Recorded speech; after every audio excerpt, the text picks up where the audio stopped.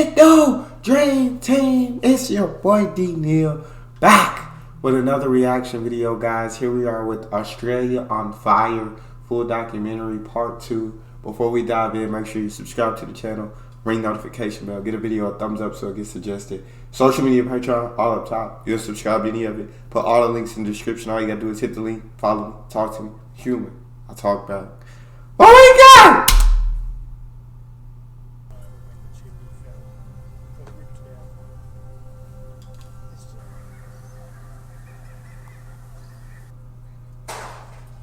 The first day when you came here, I couldn't stay here for more than an hour. It was just too much.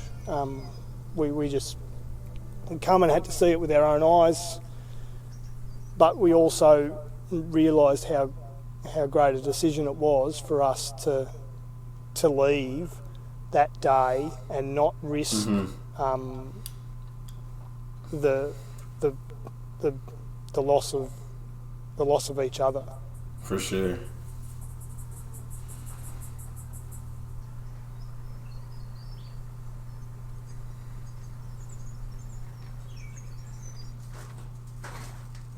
That's crazy, bro. We had a diesel generator, we had a firefighter pump, we had plenty of water. But Katie and myself, we weren't happy with the fact that we'd be away from our kids and the risk of them not having parents. I'm so glad they decided to leave. We looked at our house, we looked at everything and went, we'll see you tomorrow, sort of thing. We didn't expect it to be this bad. Wow. Plug in the middle so you could sit at either end. My God, man. I spoke to Matt and said, look, I think we really should go. He's wanted to stay and defend. And there's a whole sense of failure by not staying. You feel like a coward not hanging around. That's crazy to have that feeling, though. Like, I can't. That's definitely not coward, like not being and not standing around. I'm so glad that they did decide to leave and put their safety first. I think that was actually courageous to make that decision. But cause seeing what that fire did, I don't know that you would have been able to defend against that. I don't think you could have defended against that kind of fire. So I feel like they did absolutely make the right choice. Life's just so much more valuable. And the community and the people around, so many people have spoken to us over the last few days, and they're so sorry for our loss. But it's amazing the people you see, how you get real hugs when you go through this. People hug you really tightly and you can feel it. And it's because it doesn't matter what you leave behind, it's the person there. Yes. And we've felt that with the community and with family, friends, people it's unexplainable the feeling you get when someone hugs you now after being through this. You feel, very glad to be here. Wow. Every day there's something new that you think, oh, I had their 5 dummies, like I had all of their little things from when they were growing up that we'll never get back. But I've got them and I can hug them. I've still got my husband and he was going to stay, and there was a no deal. If there was no way he was staying on his own, and that was, we don't fight much, but there was a lot of silent treatment that night. But we made the right decision. It's big time. Yeah. Big time. 350 kilometers from Melbourne, Victoria. Sarsfield.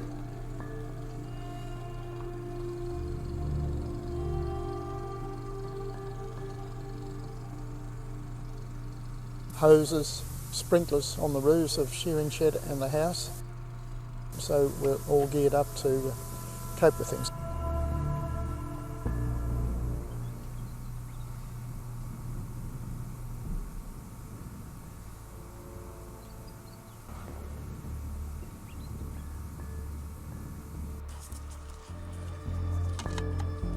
There's a fireball right across a 45-degree angle from the house. Wow.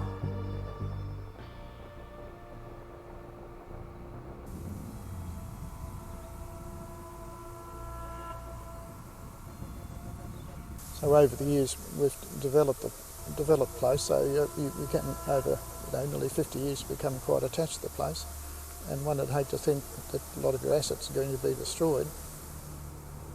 Oh my God.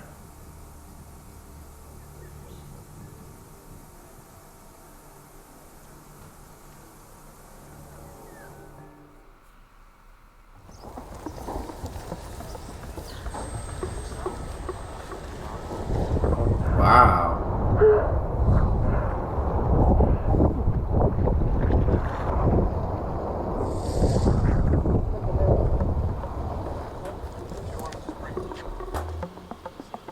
220 kilometers from Support of the Melbourne. community is one of the pinnacles of the job. We get to help out those who are unfortunate in this time. Cautions are inactive utility high pressure low caution is inactive in 30 seconds. API on virus is active. MFD is base settings. The support of the bushfires has been going on for approximately 10 days now. That C Squadron has been involved. We self-deployed from Townsville down to Victoria in order to assist the members of the community down here. Operational. Copy. All cautions as appropriate. Resetting. And operational. And both cautions resetting. My name's Captain Aaron Topley. I'm a pilot at C Squadron 5th Aviation Regiment, and we fly the CH-47 Chinook aircraft. And we're based down here in East Sale in support of the bushfires in Victoria. Cautions are inactive utility high pressure low caution is inactive in 30 seconds. API on virus is active. MFD is base settings. Left and centre. Today the Chinooks will be moving cargo and personnel into isolated communities within Victoria to assist those members on the ground who haven't had food, water and other essential stores like bedding and also fuel to run generators and power. They've got a good reset up front. Wow. There is quite a bit of burnt forest out in Victoria. It is sad to see. We are mid and arm left pole. Mid of all caution active. Given the weather conditions here in East Sale and wider Victoria, we have been flying quite low and also quite high above the smoke. So many of the... I do like the fact Australia's sense of community is so strong that when tragic events like this happen, like the community comes together to help one another, to comfort one another through these times and through losing their homes, losing everything they have. It seems like the community is very strong. Community's like a family, it seems. Everybody comes together to make sure everybody's okay and helps out in the rebuilding process. And then you got the army, right? Help these people who haven't had food or water, bringing these supplies and everything. I feel like they really come together, and I do like that. Quite low and also quite high above the smoke. So many of the crew within C Squadron have not flown in bushfire conditions before, so we are breaking some ground here with that. Chinook is the ideal aircraft for this operation because it has such a large payload capacity.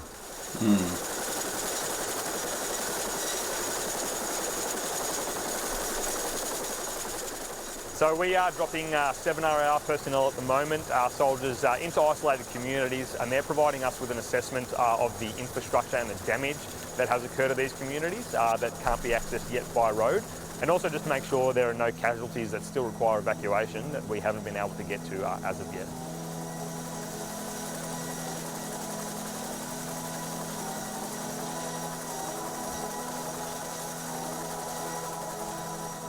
We have received positive feedback from the communities, particularly when receiving food, water and fuel.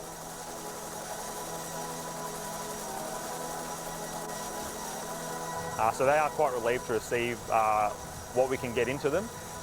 They are also relieved for those people who need to be evacuated to come back and receive further medical treatment and further housing and support here at Eastdale.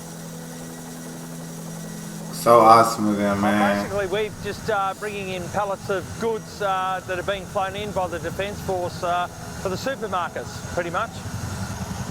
Why would you leave? There's nothing else for us anywhere else. If you come and have a look for yourself, it's very livable.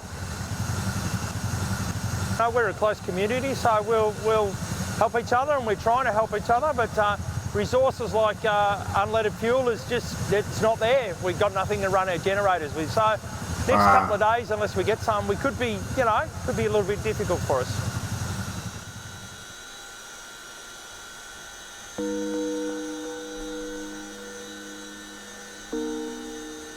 It is not uncommon to fly 9 to 10 hour days. Wow. In support of the bushfire operations down here in Victoria. Wow.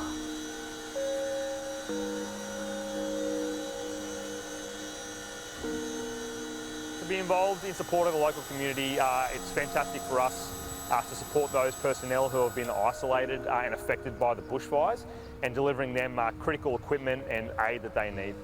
Agreed. Agreed. Shout out to those guys. Anyone who serves, I believe, is a hero. But right, just being there for people when they need you the most, man, that's huge. That's definitely huge.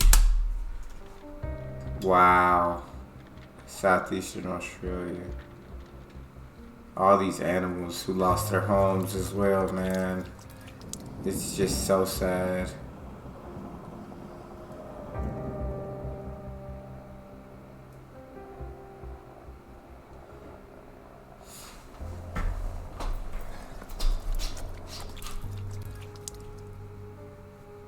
Wow. With repeated fires, it's likely that there will be long-term decreases in their populations to the point where even currently common species begin to come under real threat for their existence. And we can warm the milk. All right. Now we go feed. He was just skin and bone, this little fella. He was just, a little tiny little thing.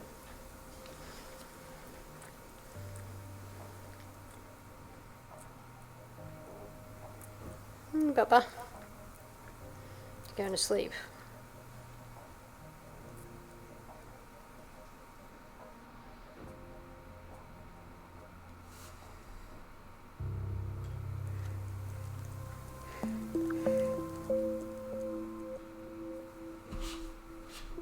There's no sign of life. There's no sign of the dead animals. They're just burnt beyond. They've burnt to ash. My God. If I hadn't evacuated the animals at the shelter, they could have definitely been under threat. So the toll on me is huge. Sorry, hold it a minute. Okay, hang on just 2 secs. Wow. It's a disaster what has happened, but the community has come together and really wanting to help, and it's just awesome to see that. Yeah, so I just want to say a big thank you.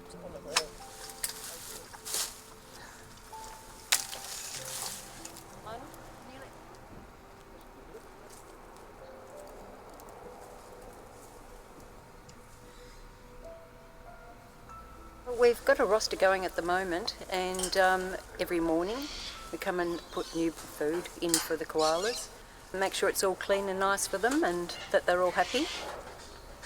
They're here because they were terribly sick, starving basically, but through the care and the good work of the locals on Raymond Island, we've been able to bring them back to good health. My God. One of their responses to a threat is to climb up to the top of a tree and sit there. And if you have crown fires happening, that's obviously the last place you want to be. Wow.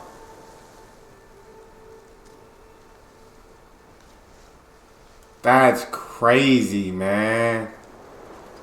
These animals are underground, suffocating and just burning to ash. Like, that's devastating. Even if they survive through it, so much damage and devastation to their homes and ecosystem, man. They might be able to go down into a deep burrow, cracks in the soil, or find even crevices in rocks if they're in rocky country.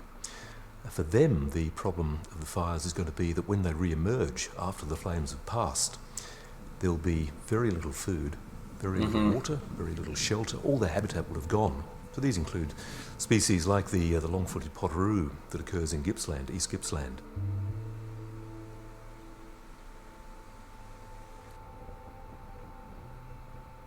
Wow. That is insane. Using average density estimates,